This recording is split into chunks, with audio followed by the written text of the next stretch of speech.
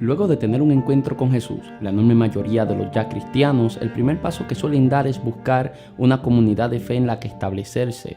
En la dinámica de una comunidad de fe se le ofrece a los nuevos convertidos discipulado, formación, cuidado pastoral, entre muchas otras cosas más fundamentales para el crecimiento del cristiano. Hay comunidades de fe que cumplen perfectamente con las características antes mencionadas, pero ¿qué sucede cuando la iglesia en la que estás, en vez de sentirte cuidado, libre y en paz, te sientes amenazado, cautivo y en continua ansiedad? Es el momento de preguntarnos, ¿será que estoy en lo que Lucas en el libro de los Hechos nos presenta como iglesia o estoy en una secta? ¿Cumple la iglesia en la que estás con el perfil de una secta? Y si es así, ¿cómo puedes salir de ahí? Para responder a esas preguntas damos comienzo a esta serie sobre las sectas y hoy te hablo acerca de las características de una secta para que en caso de que te encuentres en una, salgas de ahí corriendo. La iglesia cristiana es aquella que cree que Jesús es el Hijo de Dios, que murió y resucitó de entre los muertos y que en su sangre o sacrificio encontramos el perdón de nuestros pecados. Ahora, no todos los grupos religiosos que creen en esa verdad deben ser considerados iglesia, aunque lleven ese nombre, porque hay grupos que cumplen más con el perfil de una secta que con el perfil de la iglesia. Tienen una estructura piramidal. Hay un líder principal y un grupo de líderes que son intocables, como una especie de jerarquía. Su perfil es sumamente elitista, son inalcanzables por lo que hacen creer a todos que servirle a ellos es un privilegio que no todos pueden tener.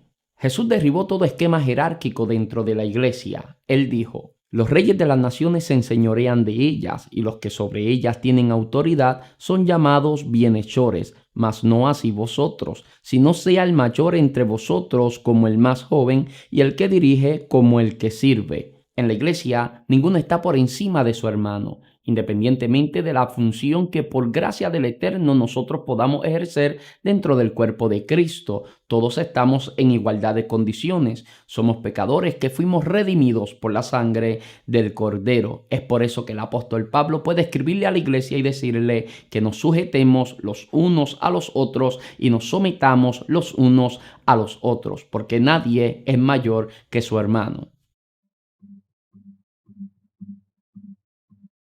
Ellos creen tener una verdad absoluta la cual no puede ser cuestionada. Las muchas preguntas suelen ser mal percibidas y ante la falta de respuestas coherentes o bíblicas le hacen creer a los adeptos que están manifestando falta de fe, que el problema no es lo que se cuestiona, sino que se cuestione. Se espera que sus adeptos crean ciegamente. La Biblia nos presenta a Jesús como alguien abierto al diálogo, incluso al debate. Lo vemos manejarse de esta forma incluso desde que tenía tan solo 12 años de edad discutiendo con los doctores de la ley. Preguntar es evidencia de que se piensa, pero el fanatismo inhibe la razón.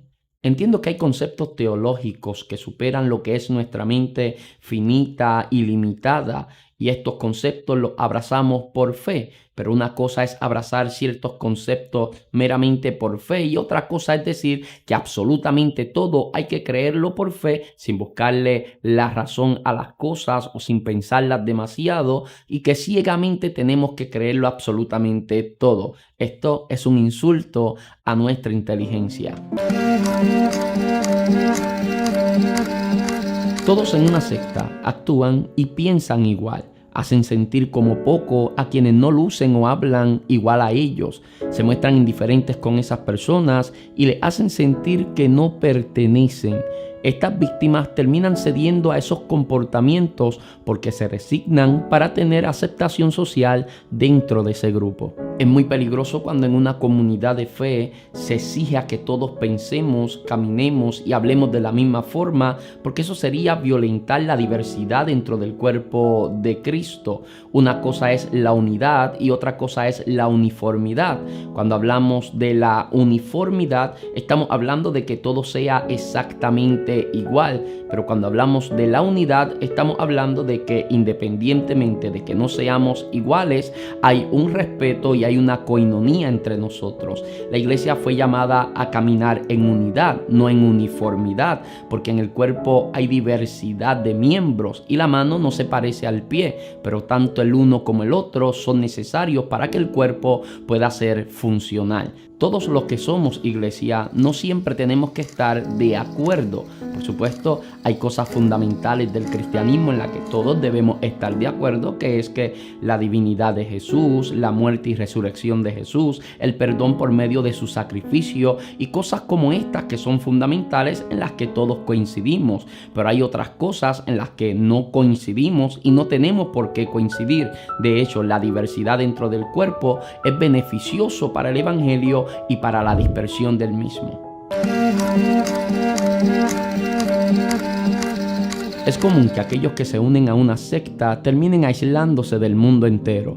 Con el discurso de mantenerse separados o en santidad, comienzan a ganar terreno en la mente y corazón de los adeptos, convenciéndoles de que juntarse con los que no forman parte de la secta es igual a contaminarse. Son muchos los que una vez vienen a Cristo terminan alejándose de su familia inconversa por miedo a contaminarse. La verdad es que si nosotros como cristianos echamos a un lado a nuestra familia, estaríamos alejándonos de la imagen de aquel que es el fundamento de nuestra fe, Jesucristo. La idea y el perfil que Jesús nos mostró en todo su tiempo aquí en la tierra es que Él comía con pecadores, se sentó a hablar con las rameras, pero nunca fue partícipe del pecado que en la vida de estos pudiera haber. Nosotros podemos seguir formando parte de la vida de aquellos familiares o amistades que no le sirven al Señor sin necesariamente formar parte del pecado que estos pueden practicar. La pregunta es, si nos desconectamos de ellos por completo, entonces, ¿cómo podemos nosotros mostrarle el amor de Cristo y mostrarle la evidencia de un Dios real en nuestra vida? La manipulación es su mayor arma. Cuando cuestionas sus posturas, cuando desobedeces alguna norma, cuando comienzas a alejarte, su mayor arma siempre será la manipulación. Cuando cuestionas o muestras desacuerdo, tratan de hacerte sentir culpable. Su objetivo es convencerte de que son indispensables en tu vida, indispensables para llegar a Dios y crear en ti dependencia de ellos.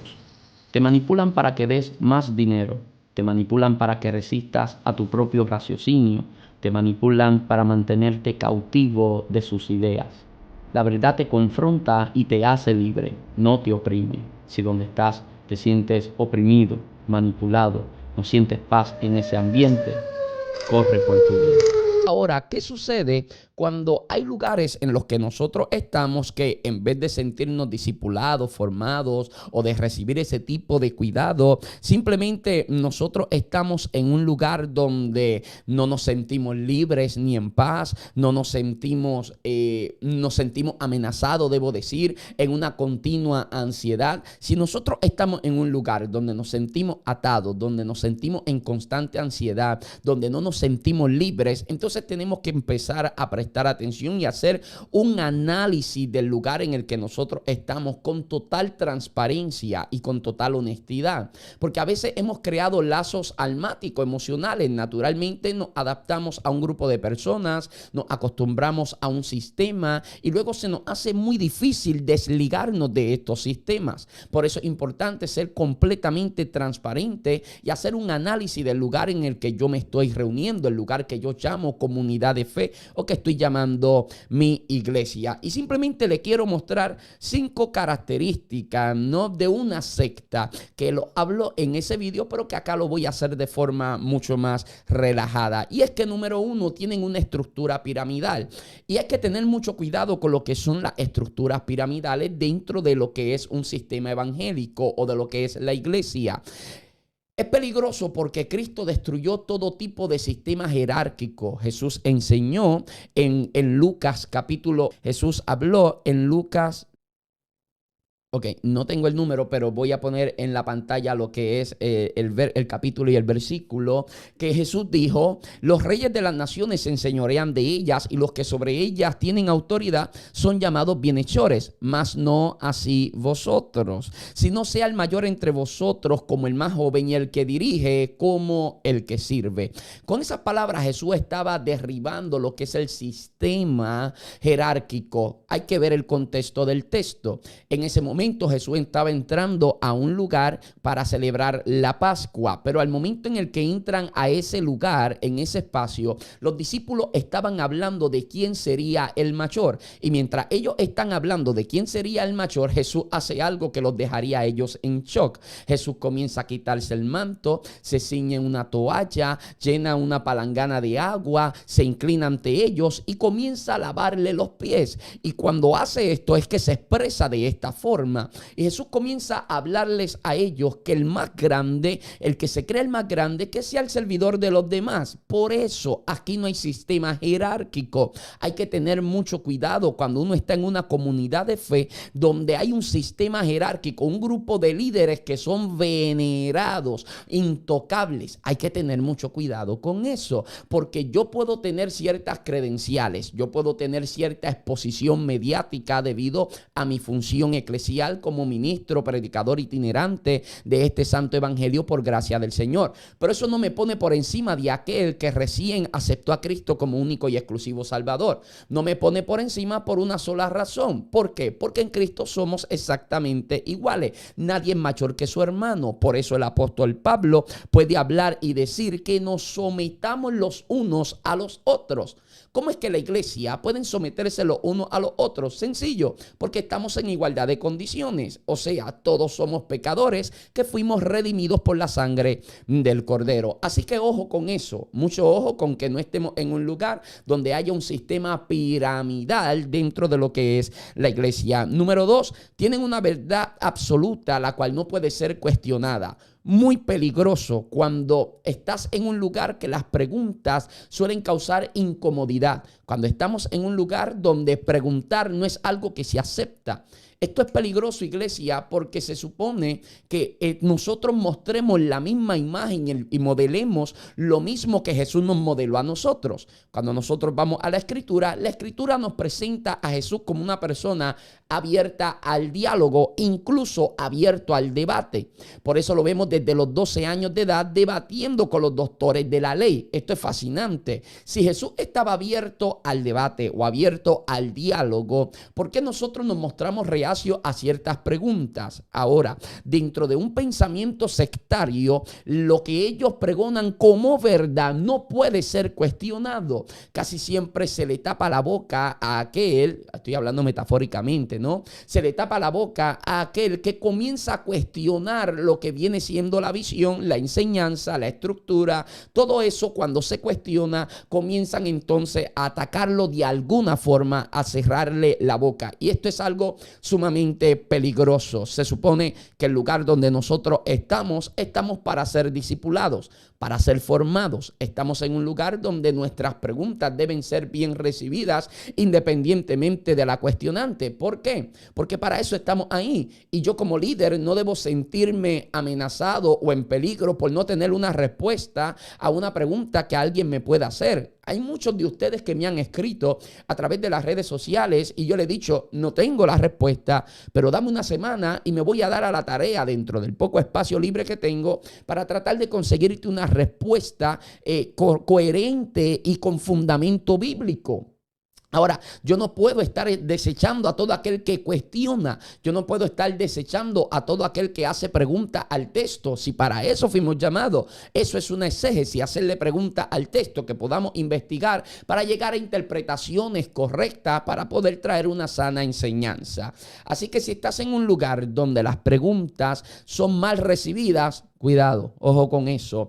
Número 3, todos deben actuar y pensar igual. Cuando usted Cuando usted no piensa o tiene el mismo lenguaje de ellos, comienzan a verte como una persona, iba a decir intruso, pero no creo que sea el adjetivo correcto, ¿no? Cuando no eres igual que ellos en tu forma de vestir, en tu forma de hablar, comienzan a verte como una molestia, como alguien que no está afinado, como alguien que necesita ser transformado. Y yo le voy a decir algo, en Cristo nosotros fuimos llamados a la unidad. En el capítulo 17 del libro de Juan, Juan nos explica que parte de las oraciones de Jesús hablando con el Padre antes de entrar a lo que es la pasión, muerte y resurrección de Jesús a esos días, lo que Jesús hizo orando fue fascinante, porque parte de la oración la dedicó para pedirle al Padre por la unidad del pueblo, para que ellos sean unos, así como tú y yo somos uno, dijo Jesús,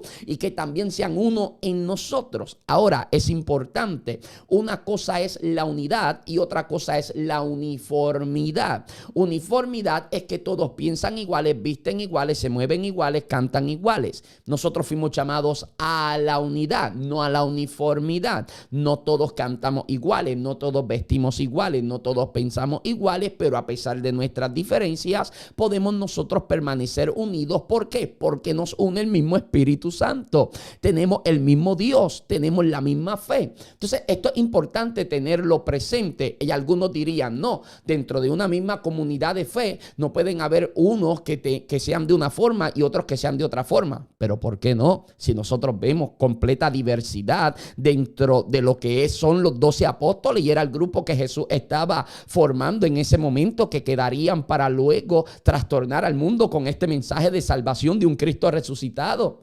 Hay gente que no le gusta la diversidad, pero es que Juan no era igual que Pedro, Pedro no era igual que Andrés, y Andrés no se parecía a Jacobo. Entonces, estas cosas tenemos que tenerlas bien sentadas como base. Usted y yo no tenemos que ser iguales. Entonces, hay algunos que piensan, no, pero es que todos debemos ser iguales. No, eso se llama uniformidad. Unidad es que tú y yo no nos parecemos, pero simplemente caminamos porque nos une Cristo. Caminamos juntos porque estamos unidos por una misma visión, por un mismo llamado. Por supuesto que aquí no cae el texto de cómo andarán dos juntos si no estuvieran de acuerdo. Si compartimos la misma fe, tenemos el mismo fundamento escritural, que hayan algunos rasgos dogmáticos en lo que nosotros podamos tener ciertas diferencias, eso es algo distinto. Si nuestra doctrina es igual, si nuestra doctrina sigue siendo la misma, es la Santa Escritura, la buena enseñanza, entonces nosotros podemos estar conectados aunque tengamos leve diferencias dogmáticas o simplemente cosas que son triviales, que se quedan en la periferia,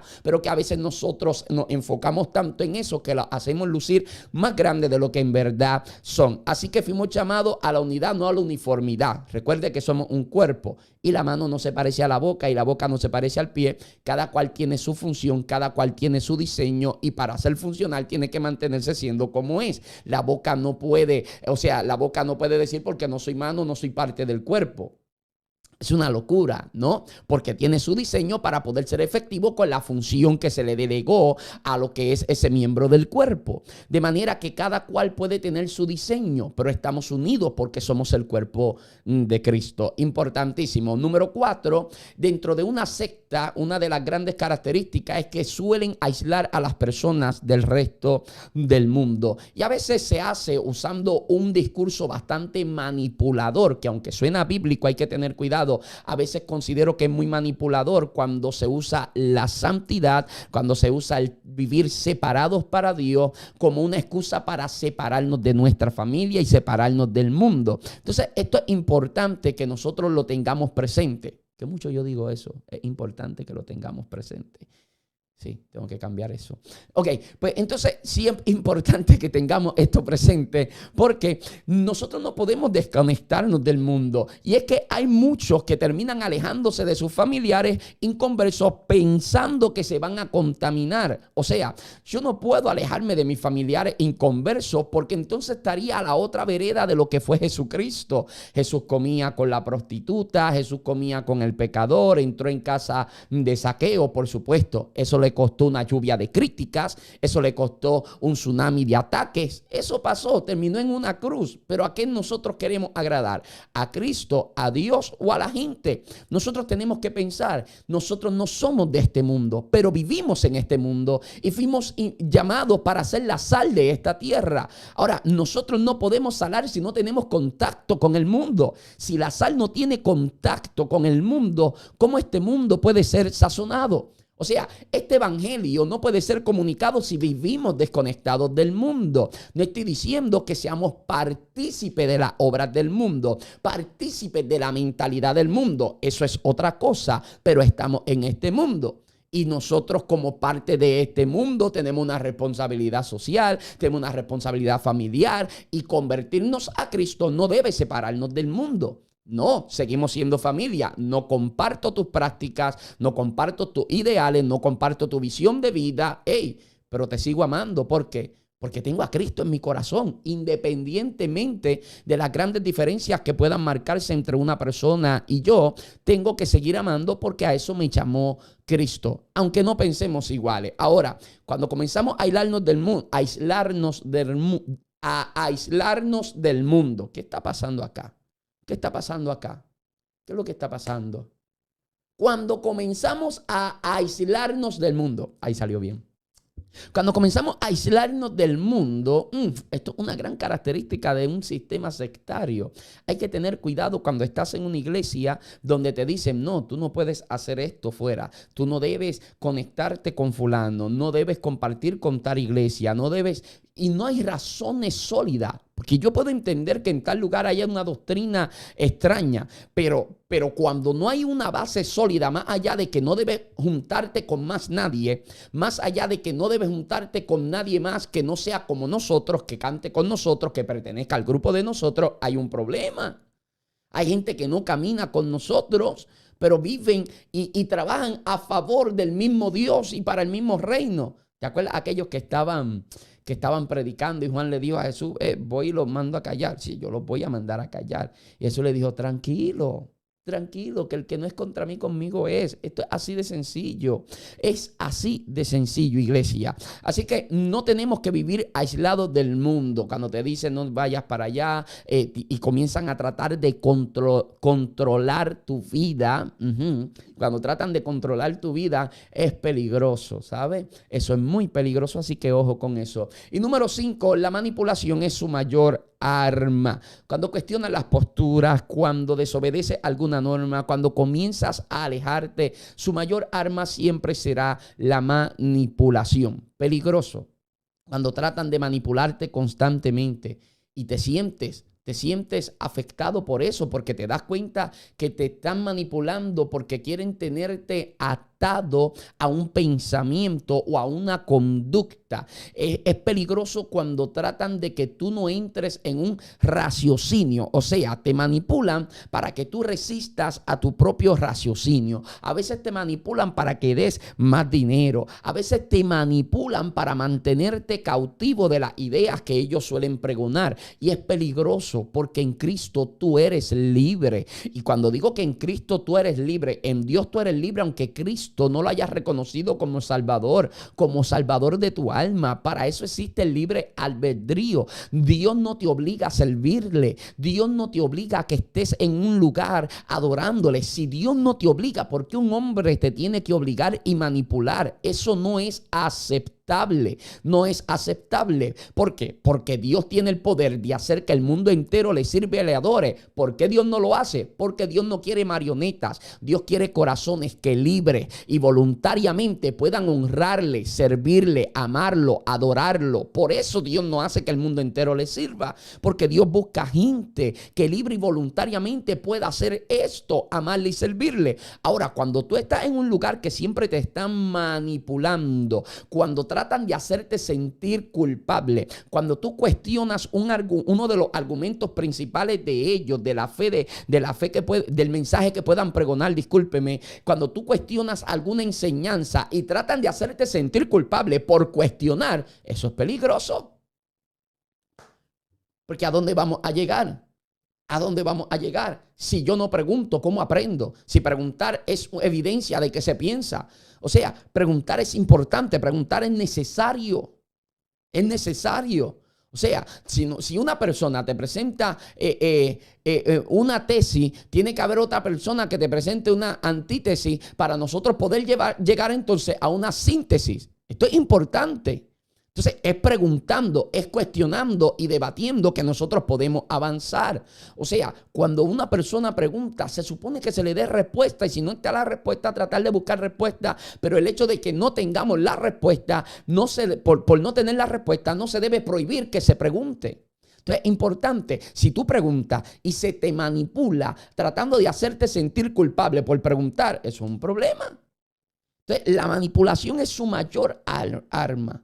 Si tú estás en un lugar donde te están manipulando para que sueltes dinero, estás en un lugar donde viven manipulándote y haciéndote sentir culpable, donde te restringen, ya no porque la Biblia dice esto, no porque no quieren que te juntes aquí, que no quieren que vayas allá, que no quieren que hagas. No. Cuidado, ojo con eso. Cuidado.